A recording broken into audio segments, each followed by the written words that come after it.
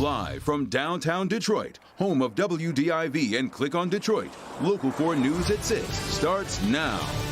You'll be surprised where Michigan is ranked among the other states in the country in terms of the COVID-19 vaccination being given out to the residents. Coming up, I'll have an explanation from the health department. President Trump made several claims about Michigan's elections and the election here in Detroit in his Georgia phone call. Coming up, we run those through our Trust Index. But first, we're learning more about a family of 3 killed when their plane crashed into a home in Lyon Township. We're glad you're with us for Local 4 News at 6, and that tragedy tops the broadcast. Yeah, prominent home builder David Campo, his wife Michelle, and their son Dawson were coming home from Georgia Saturday when their plane crashed into this home. The family inside that home were all able to make it out safely. Tonight, investigators still working to determine what caused the plane to go down. Sean Lee is getting new insight into the pilot's flying history, and he joins us with more. Sean. And Kimberly and Devin, you mentioned Campo Builders. We're here in Novi at their headquarters, people coming and going all day with flowers, with well wishes for this family. Truly a family business, truly hurting tonight after that plane went down. The brother of the pilot, one of the Campo brothers here, telling me the outpouring of support from the community they're feeling right now is certainly helping in this very difficult time.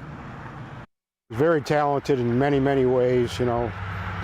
He's been flying for 25 to 30 years. Chris Campo's brother David was the pilot of this Piper Comanche aircraft that crashed into this home in South Lyon over the weekend, slamming into the home's living room. Mom and kids had just gone to the kitchen for a snack, surviving the ordeal. David Campo was the president of Campo Home Builders, wife Michelle, CEO. 18-year-old son Dawson, a Central Catholic grad, an Eagle Scout, and MSU student. All were on board at the time of the crash. Their losses crushing to the Campo family. We don't know what the conditions were. That's why we don't, it's just scary. It's, I keep imagining what was happening. Chris Campo believes his brother made that approach and landing, he thinks, 500 times. He says his brother was working on his instrument rating. He wanted to fly more in retirement. The 3 were coming back from spending the holidays in Georgia. Chris Campo says the outpouring of love from people since the crash is helping during this time. Overwhelming amount of response, to me and my wife, so I can't even tell you. It's just, I appreciate it. We're Christians, and, we love the Lord, and this is not going to change that. Just a tragedy here for the Campo family, and they tell me tonight they are thinking of the family who was inside their home when the plane went down, destroying their home. We talked to that family. They said they are so fortunate that they were not hurt or killed in this disaster, but they too are also thinking of the lives lost when that plane went down. We're live tonight. Sean Light, Local 4, back to you. Sean, really is stunning to think that nobody in the home, it really just kind of almost blind luck that no one in the home was at least hurt. And we had a phone call with them today, and that's what they said, that they were watching a movie, got up with the kids, 2 and 4 years old, went to the kitchen to grab something, and this plane impacted the family room and the kids' playroom and went up in flames. They thought a bomb had gone off, something was wrong. They went out. That's when they saw the tail of that airplane. But it's going to take months to figure out what went wrong here. Yeah, no doubt. All right, Sean. Southfield police have an 8-year-old's brother in custody after the child was shot. The 8-year-old was shot in the head and is in critical condition after undergoing surgery. This happened yesterday at the 12 North Apartments on 12 Mile near Northwestern Highway. Police tell us they have the child's 20-year-old brother in custody. He has not been charged. Police have planned a news conference tomorrow to release additional information. The weekend before a Senate race with huge national implications, President Trump makes headlines for pressuring the Georgia Secretary of State to, quote, find votes. In that recorded phone call, the president continued to make claims about his loss here in Michigan. Grant Herm's live with us now, and he's been running the president's claims through our Trust Index. Grant.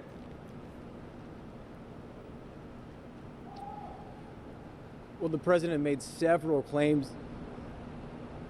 The president made several claims in that call in Georgia, and among those things were things that we have heard before, but with a new twist, and some things that we have to debunk again. We'll start with this first claim from the president, which has been spread far and wide since the election. In Detroit, we had 100. I think it was 139% of the people voted. This is not true based on simple math. According to the bipartisan certified data from the city, more than 506,000 people were registered to vote in Detroit, but a little over 256,000 votes were cast. That comes out to about roughly 50% of the people voting. Next is one we've heard before, too. In Michigan, a tremendous number of dead people that voted. I think, Mark, it was 18,000. This is also not true. This lie was told in the days after the election as well, although then it was 14,000, so the president added 4,000 more mystery dead voters. He's likely referring to a list that was circulated online with names claiming to be dead voters. After investigations into that list, most of the people were found to still be alive, have been mixed up with voters of the same name, were marked with a placeholder birthday, a common practice for decades, or were entirely made up. Secretary of State Jocelyn Benson's office also debunked this claim, explaining votes are double-checked and voters who died before the polls close are rejected.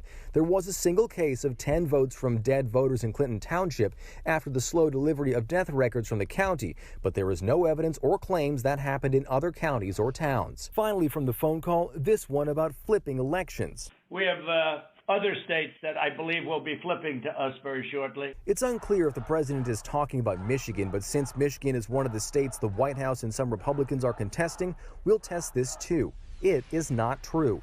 There is no legal way to overturn the election results in Detroit or the state of Michigan. The results have been certified at both the state and local levels and upheld in state and federal courts. And again, it's unclear if the president was talking about Michigan in that final statement, but we do know that over the weekend, the president's campaign released the private cell phone number of Senate Majority Leader Mike Shirkey and an incorrect cell phone number for now former Speaker of the House here in Michigan, Lee Chatfield, calling on his supporters to call those two GOP leaders to decertify Michigan's election results. We asked Shirkey today if the president has been in direct contact with him or other leaders like he was in Georgia, but we did not get a comment back. Back to you. Keep swatting away these claims, Grant. They keep circulating here almost 2 months now since Election Day. All right, Grant Herms reporting for us live. All right, switching gears here, let's take a quick look at our forecast with Ben as we take a live look outside through our sky cam. Ben, a very cloudy, dreary start to the work week here. Yeah, Kim, and we're probably going to see very similar conditions for most of the upcoming several days.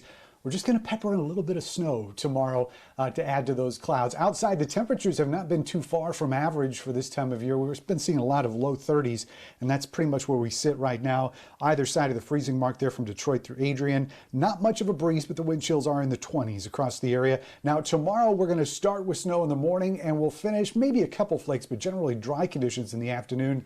You can see high temperatures tomorrow getting into the mid-30s. We'll take a longer look at how much snow we're expecting coming up, and that's really the big weather impact of the next 4 days. Things really quiet down after that, but notice those are clouds in those blue boxes. You get a little glimpse of sun by Friday, and things may start shaping up by the weekend. We'll talk about how much warmth is coming after the snow and how much we may be shoveling or not tomorrow. All in a few minutes. Yeah. Okay, Ben, thank you.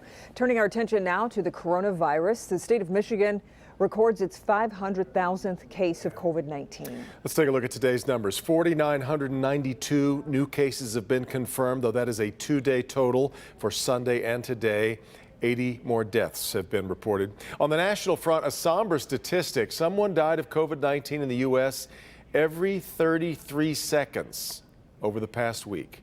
That's according to an analysis from Johns Hopkins University data.